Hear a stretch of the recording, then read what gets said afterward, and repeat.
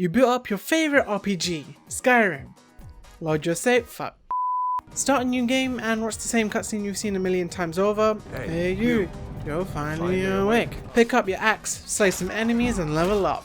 Congrats, you've earned a skill point. What do you spend it on? Skill trees are synonymous to RPGs. Sure, you'll find them in other genres, but they're mostly prevalent in games like Skyrim and other RPGs. Skill trees are great when done right.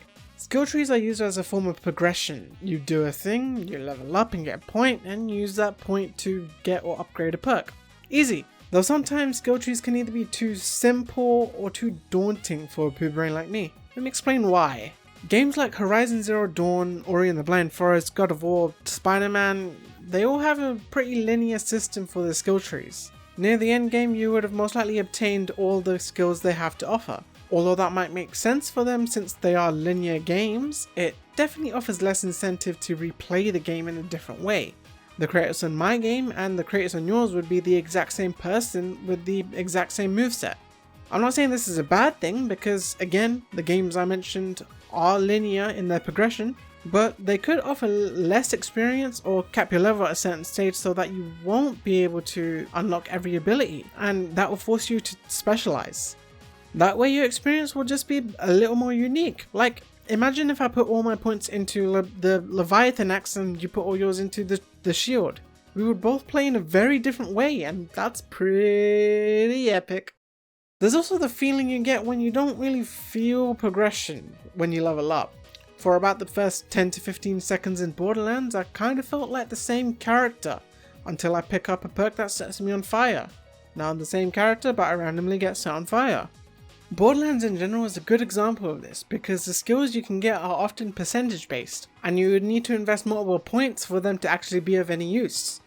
And since most skills take about 5 points to max out, that's 5 levels you have to invest in one skill. While I do say that, you can definitely notice your skills coming into play late game, and unlike the games I mentioned before, Borderlands allows you to specialize in a certain build, so your character and your experience will be incredibly different to someone else, even if you're playing through the same story. Everything I talked about so far pale in comparison to actual RPGs and their skill trees. Games like The Outer Worlds and Fallout don't really have a skill tree. Yeah, when I recorded this part I kind of glossed over the perks section. Come on, I had 3 hours sleep. Cut me some slack. Or at least a traditional form of a skill tree.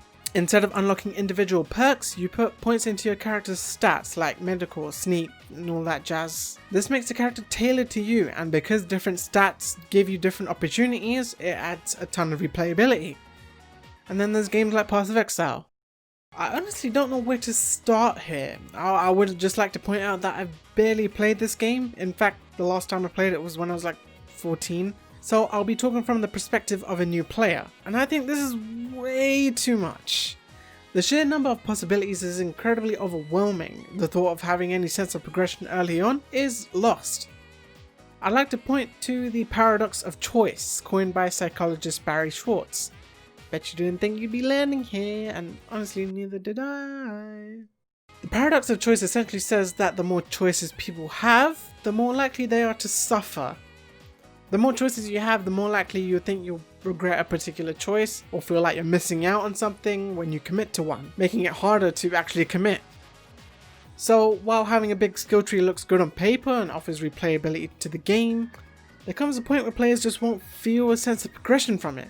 Or they change their mind and want to go from this branch to this branch. Or they're like me and they don't want to read 30 million descriptions on how my attacks would deal 5% extra damage. So to wrap this all up, skill tree good, but skill tree kind of meh.